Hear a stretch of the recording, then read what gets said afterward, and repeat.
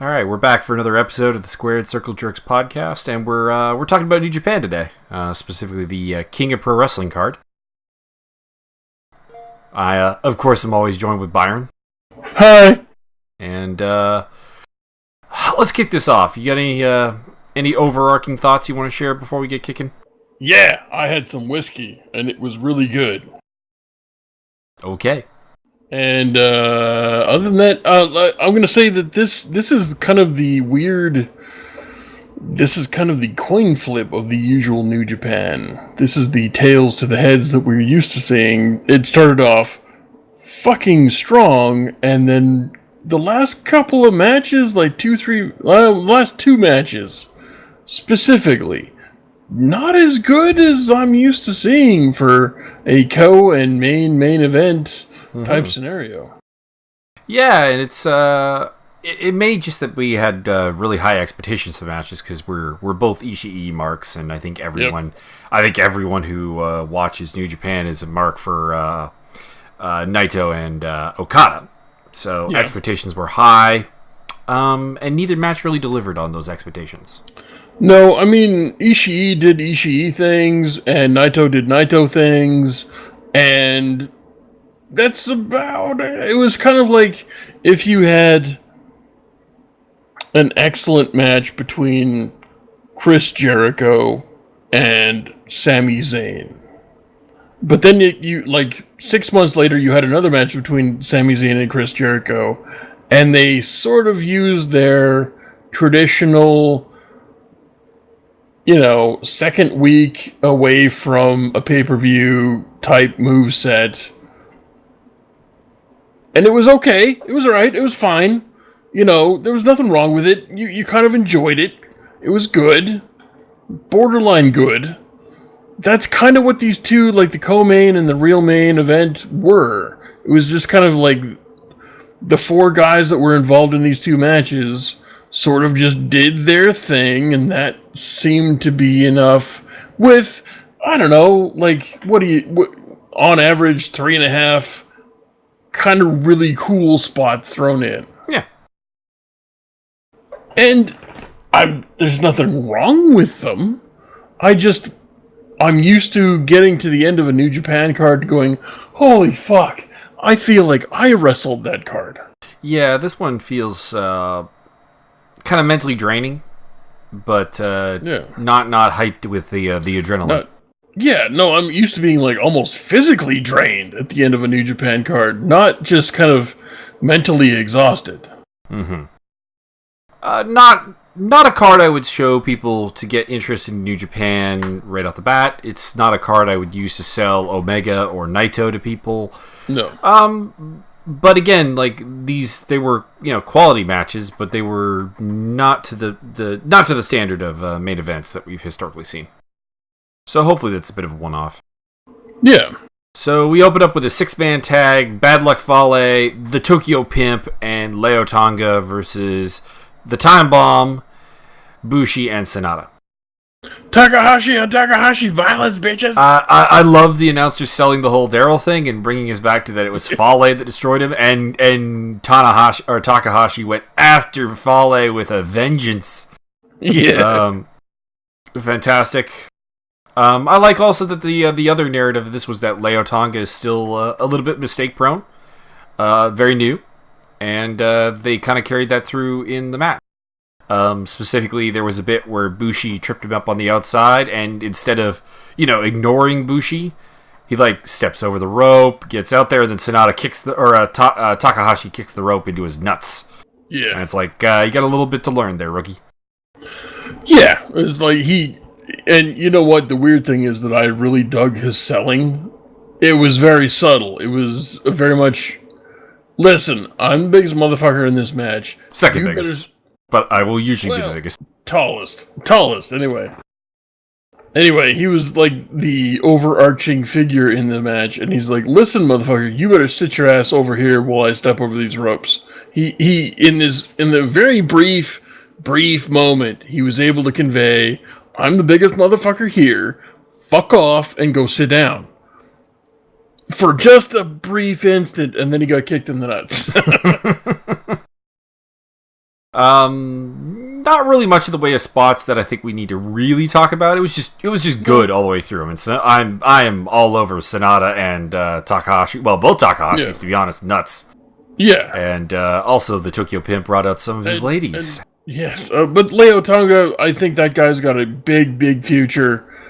And I think they're bringing him in slowly and very well. And also, Tokyo Latina wore the mask on her bootay, which intrigued me, and I was very involved in this match.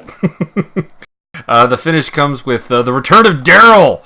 Takahashi grabs Daryl and taunts Fale. He takes out the referee with a big bear hug so that Bushi can miss Fale and get the 3. It was fantastic. Frank and Daryl OP. According to Don Callis, he can see that Daryl's had some work done. I have heard that. His cheekbones are higher. Indeed.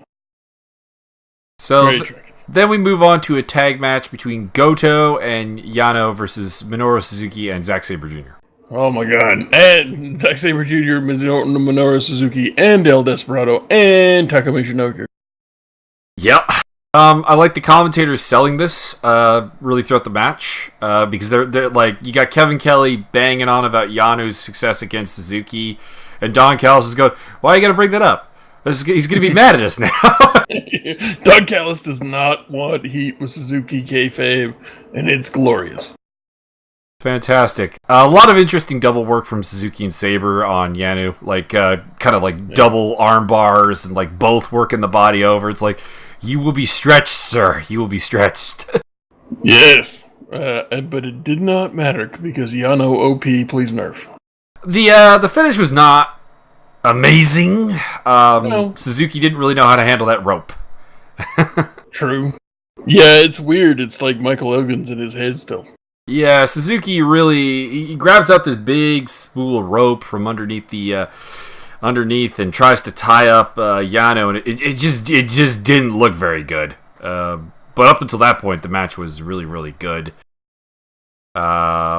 Suzuki ends up getting counted out, and Yano steals his title! Suzuki chases him off, beats up some of the young lions with a chair, and Zack Sabre Jr. even gave the ref a guillotine choke, so, yeah.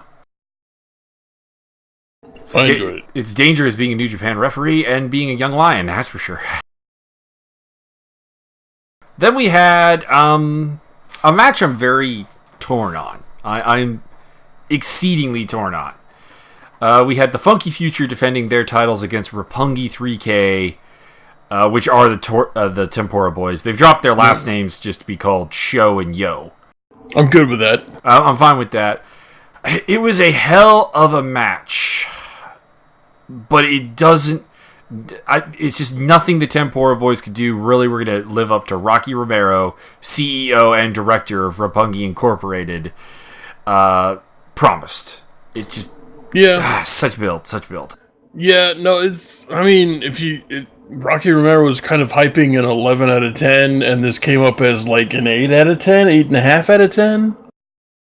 I love me some Tempora Boys, and I think these two have a very bright future. I particularly like Sho. Yeah.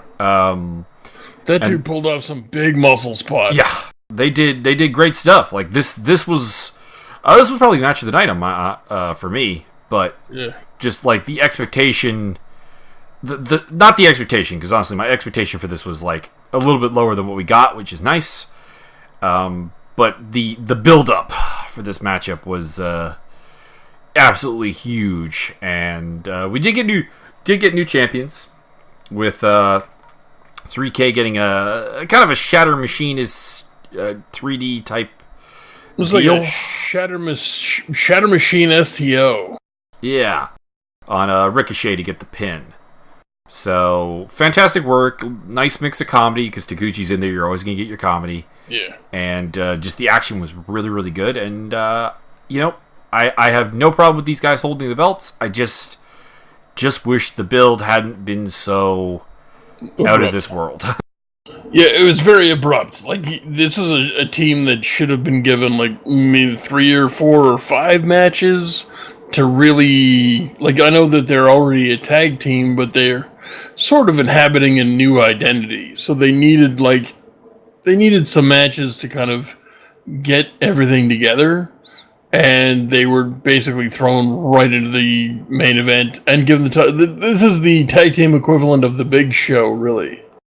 A little bit, yeah. I will say, despite my lukewarmness on it, the crowd was hot. The crowd popped huge for these guys. So, and great entrance music as well. Because Roppongi always has great entrance music. Roppongi Vice.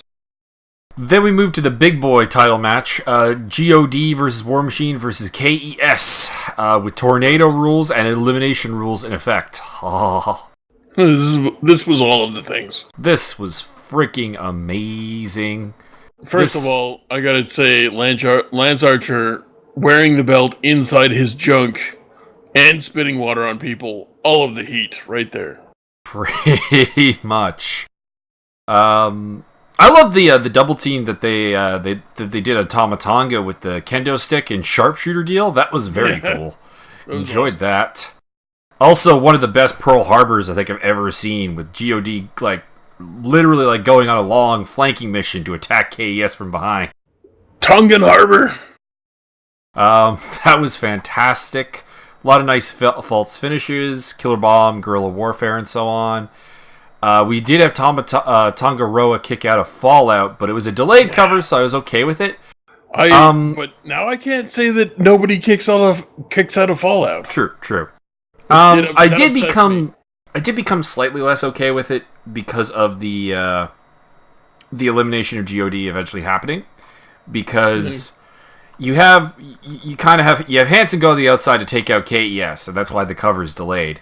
But again, it's elimination rules, and later on in the match, Raymond Rowe actually helps KES eliminate God. So, kind of I don't know. It made me feel a little sour on Fallout getting kicked out of. When it happened, I was not sour, but I became sour a little bit later on. You sour motherfucker. But that's my only nitpick of the match. I will note, New Japan uses some thick-ass chairs and tables. Holy shit. Fuck. Would not want to take those spots. Killer Elite eliminates God with a Killer Bomb on, I think it was Tongaroa.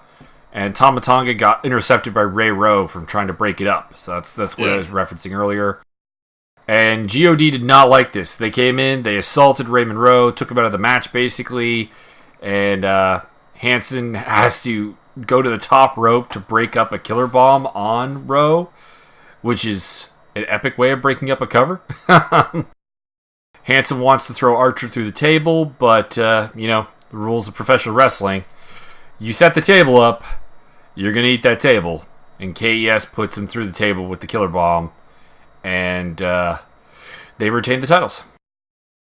And their post-match celebration had one of the best choke slams I've ever seen on one of the Young Lions. And they beat down the Young Lions because, they're Suzuki Gun. They got to get their sadistic side in and punish the young lads. They really don't associate much with the rest of Suzuki Gun, though, do they? No, not really. They're just in it. But they're not really seemingly like the main Suzuki Gun, as it were. They're kind of almost their own thing. Mind you, part of that is probably because Archer was hurt for quite some time. Really good match. These guys have now had 4 matches apparently. I could see a best of 100 between these 3 teams, to be honest. Much. It's fantastic. They all bring something very, very different to the table. And I would watch this until, Roppongi Vice reformed. Pretty much. Yeah. Then we had a bit of a lopsided 6-man tag on paper with Marty Scurll, Kenny Omega, and Cody versus Jado, Beretta, and Yoshihashi. I am going to say right now that I am completely bored with Yoshihashi. I can see where you're coming from. I definitely can. It was funny for a while because I was kind of making fun of him, but not really. I was calling him Yoshi Hash Browns, and then we had Tater Tatsu, and we had the Breakfast Club going on. I can't remember who's supposed to be Eggs. There was a guy I can't remember. God damn it. Anyways, don't recall who we had for Eggs. I don't remember, but there was a whole Breakfast Club thing going on, and it was funny, but Yoshihashi doesn't do anything. He's got some moves. He is the Rus Explosion, which was also really funny for a long time because it's a very English type thing to do, translating things that don't make sense. But he doesn't do anything. He shows up, he's bored, he's got shitty hair, he may or may not have a big stick or a small stick, and he's got a generic set of trunks, usually kind of colorful, and a generic t-shirt, sometimes colorful, and that's kind of it, and I'm bored with it. I don't know why I should give a shit about Yoshihashi at all. Yeah, they had a chance to make me care about him back when he was feuding with Minoru Suzuki if they had put the belt on him, I think. But this is...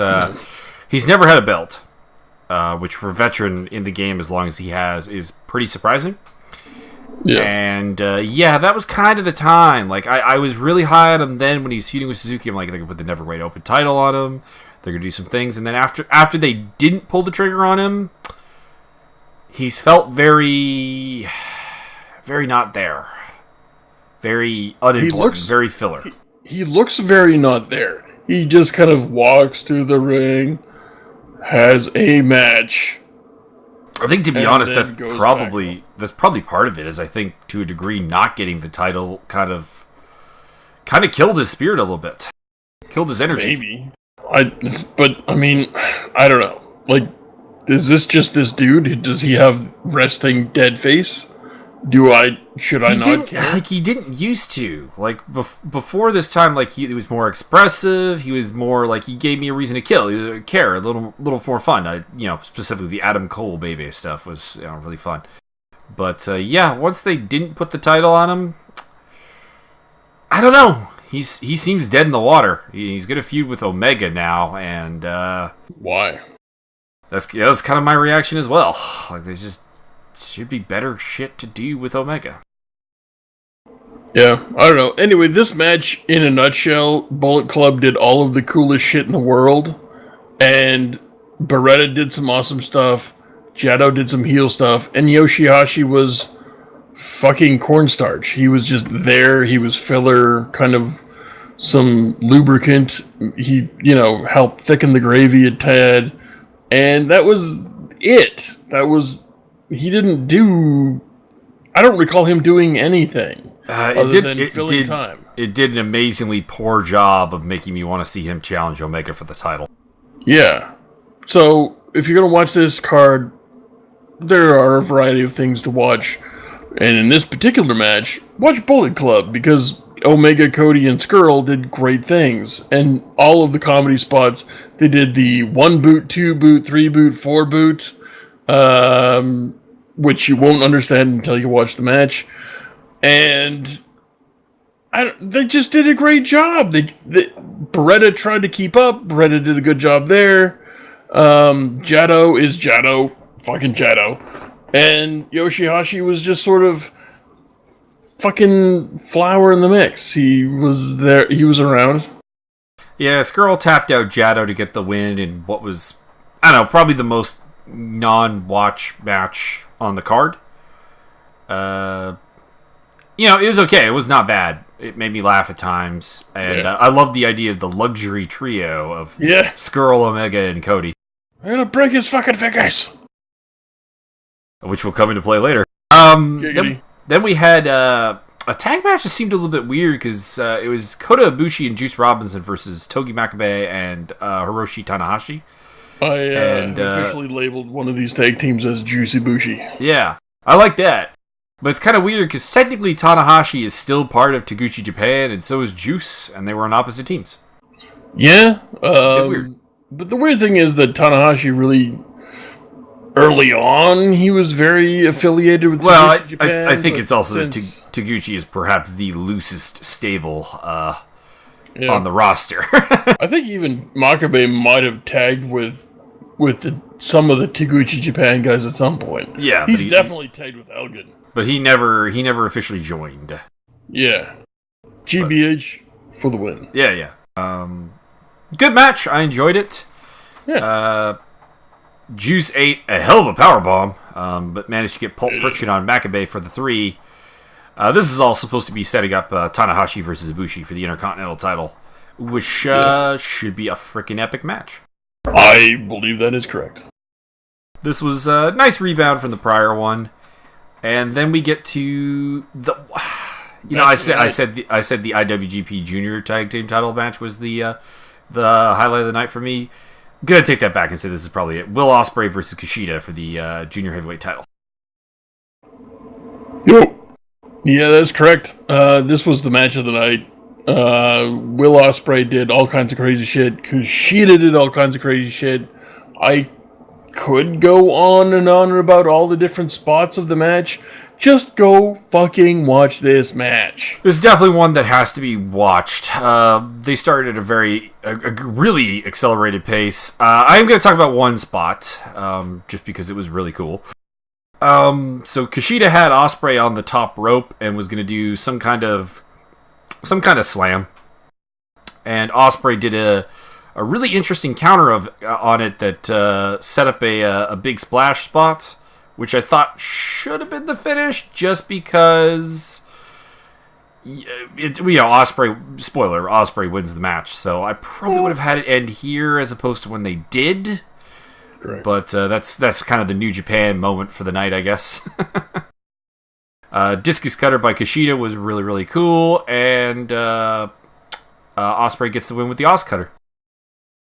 And then Ospreay sold winning the title incredibly well, because they were making the big deal of the storyline was, of course, that Kushida had beaten him 4 times. He was 0-4 against Kushida. So to finally get the win, finally get the belt, I believe he's the first British wrestler to win New Japan Gold. That seems likely. And it was just a touching moment. Time Bomb comes out to challenge, but Marty Skrull says, no, I'm gonna fuck your fingers up, bam, and I'm gonna challenge Will Ospreay. Not in my house, no. So Tanahashi, for the second straight time, gets laid out and destroyed while trying to challenge for the title. And he sold it well. He was so angry, and then suddenly he started being like, I kind of like this pain. I don't know. Big night for Takahashi. Then we had Ishii and Naito for the briefcase. I'm gonna let you lead this one because you are the Ishii mark. I'm a little bit of an Ishii mark. I'm not gonna lie. I will also caveat that with being a giant Yano mark. So when Yano and Ishii were a tag team, it was the best. It was the best combination ever. So that kind of when they went their separate ways, not gonna lie, 88% of the love went with Yano and the rest went with Ishii. But he's really this has been the year of Ishii. Everything he's touched has turned to, if not gold, then gold-plated silver. So this match I was really looking forward to, and it didn't quite deliver. It was almost what I wanted, but not quite. Had a couple of really nice spots. The release German suplex on Naito in the corner was really cool, as was the top rope Rana from Naito to Ishii. That was pretty fantastic. This match and the main event, kind of, I'm going to lump them together. So if you want to talk about them together, that's fine with me. They were both pretty much good enough and pretty much better than really, really good, but not quite. I expected Evil versus Okada and Ishii versus Naito. Both of those matches, I expected 4 3/4 of a star. And this was, both of them kind of got 4. Honestly, I'd go 3 3/4, honestly, in my opinion. Yeah, but you hate everything. I do. This is true. There you go. So, if I was expecting almost, I'm trying to err on the side of caution. You can't guarantee you're going to have a 5-star match. That's just some stuff that's very mercurial, and you can't guarantee it. You can't pin that down. if anybody could pin that down, it's either Omega or Okada. And it just, oh man, like it was really good, but it wasn't, like I still found myself just kind of fading out. I found myself about, I don't know, halfway through this match and the other match, just kind of looking at other things on the internet or reading messages or, just random checking up on things. There were some great spots, and I would encourage people to watch these two matches just to kind of watch and appreciate what these four people did in these two matches. But it was just kind of not... I can't put my finger on it. It just wasn't good enough. Can't put my finger on why the Naito Ishii one has left me a little bit a little bit disappointed, but the Evil Okada one, I think I can. Is that the match had at points a very slow pace to it, and just at times kind of lost me. Of like, we're not really advancing the story here with this little bit. We're not really getting great action in this bit, and it kind of made me fade out of the match in and out. There were points when I was very, very invested towards the end, specifically between Evil and Okada. Yeah. But there were some definite kind of dead points in the match that were just a little not well conceived. We'll put it that way.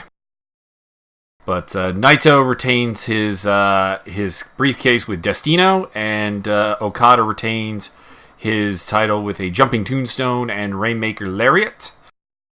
Dude, that Rainmaker, after the jumping 180 tombstone, that Rainmaker was the shit. Yes, it was. Jesus. That's it. That's the end of the match. Exclamation point, bookmark on the back of the book, fuck off and go home. Also, the spot of the match, though, was probably the Rana from Okada to a pile of chairs. Yeah. That was freaking excellent. Some of the most beat-up chairs I think I've seen in professional wrestling, by the way. Yeah. Interesting note, Callis, or I think it was Kelly, I think, said that Naito had basically said that Evil was going to lose at dinner the prior night with the Los Ingobernables guys. So that could develop into an interesting storyline. Okada calls out Naito for a post-match confrontation. Just, standard stuff, setting it up. Interestingly, Naito just leaves his briefcase in there when he leaves because, he's Naito and he doesn't give a fuck. Does not care about your feelings. Pretty much. So, a good card. Must watch Ospreay and Kushida. Also the heavyweight tag match and the debut of Roppongi 3K. Like, those are the three matches that I would say go out of your way to see. Yeah. The rest is also pretty good. If you enjoy some of the lighthearted stuff that Yano does, Goto and Yano versus Suzuki and Sabre is definitely something worth seeing. Yes. Fucking nut shots. I'm just remembering it now. It's all coming back to me. He fucking nut shot Suzuki, rolls back in the ring, gets him countered out, and when Suzuki gets back in the ring and realizes what the fuck has happened, the look on his face is priceless. He's just like, what, no! Why can't I murder this man? No! It's just like this, if you could exasperate as much exasperation as you could put into the word no, and have it conveyed in one look for half a second, that's what this was. Like, not again! How have I lost this fucker again? It's so great. And they're going to feud over the Nether Openweight title, so there you go. They have to. He stole the belt. This is mine now. Thank you and good night.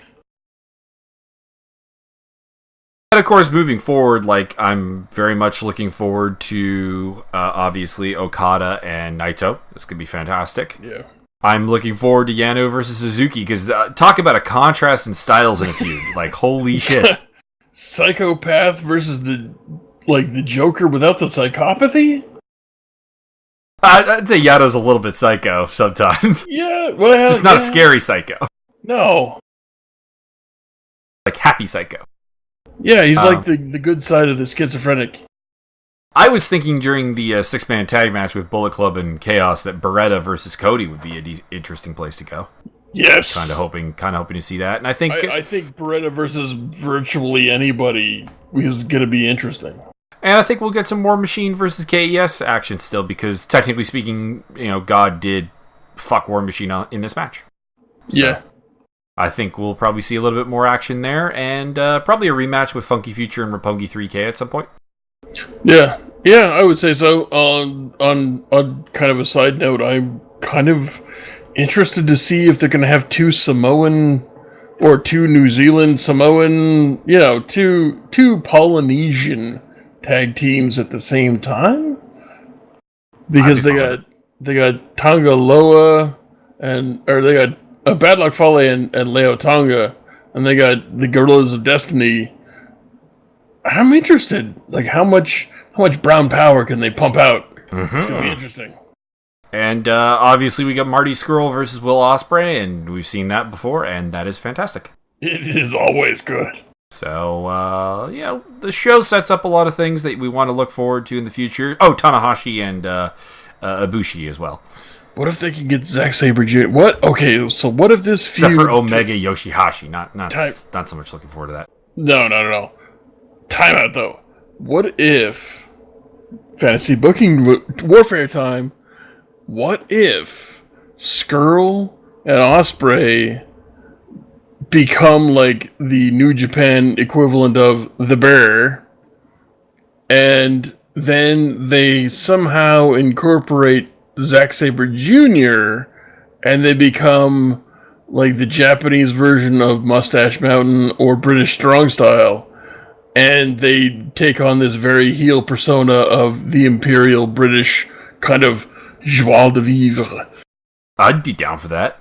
That would be great. It's more than... Like, I kind of feel Scurll is kind of a bit of an odd man out in Bullet Club, just because of how much talent is in Bullet Club. Yeah. And I feel Ospreay, you kind of forget that he's with Chaos most of the time, and... Listen, if he hadn't scored the win with Chaos on both knee pads in my face, I didn't know he was in Chaos. I totally forgot.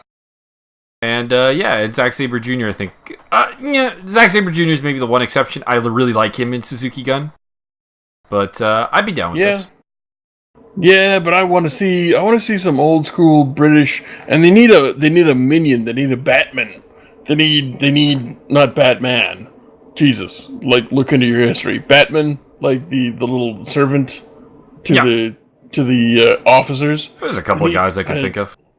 The perfect one would have been Jack Gallagher, but god damn it. And he would be like the total, like... And the big reveal after you pushed this Imperial British faction too far is like, listen, we haven't let Jack kick your ass because we were trying to be nice. And then they unleash Gentleman Jack the Ripper. Release Jack the Ripper. Oh, the fantasy booking is so good right now. No, my nipples are halfway hard. That would be fun. I'd be down with that. Well, I guess the other question is who's gonna lay out the time bomb next when he goes to challenge Scurll or Ospreay? Listen, they've had two British dudes do it in a row. It's gotta be Zack Sabre Jr. I want that to happen just as a consistency thing. The other option, I think, would be Kushida gets back into the title picture by laying him out. That's also... Listen, you beat me in 3 minutes. Listen, I'm still a little salty, so... So yeah, New Japan doing some good stuff. A little more mixed on the show than usual, but good stuff. I think this is the first New Japan show we've kind of been like... Yeah. Shout out to Jimmy Jacobs, who's been fired by WWE over some stupid bullshit. Please go to New Japan and push this to the new heights. Or bring the list to ROH. Yeah. I see, I kind of want all of these factors. Like, I know that they have a really good working relationship with ROH, but I kind of want all of these really awesome free agent talents to go right to New Japan and build New Japan into, or sort of like, I don't know. Actually, get the head office at New Japan to really embrace doing things in North America. I just had a thought that has me a little stiff. We were going on, and who was going to lay out Takahashi next, and it has to be a British guy. Well, there's a British free agent that could, like this won't happen because he's probably no compete clause in there, but certain man that gravity forgot. Yeah, that's listen, he could waive the no compete because the no compete clause means that they're going to pay you a shitload of money for 90 days. And if you waive that no compete, you just do what you want. I don't think that's how that works, but it might be. Correct. Also, initially, I thought you were going with David Finlay, which kind of also got me a half chub. That would be a thing. Yeah, don't call the Irish British. This is a bad plan. Let's gonna go to UK. There you go. Also, I think Finlay. Even that gets a sore area. I think David Finlay's from Georgia, so I don't think. Yeah, I believe he is American. He doesn't speak with any pronounced Irish accent, which is a little disappointing, actually. A tad bit, yeah. But yeah, bring me some Pac. Bring me the man gravity forgot. .pac.org. Because with Neville not in WWE, or we don't know yet, but probably not in WWE. Him versus Ospreay, him versus Skrull, him versus Kushida, him versus Sabre Jr., him versus the Time Bomb. Fuck.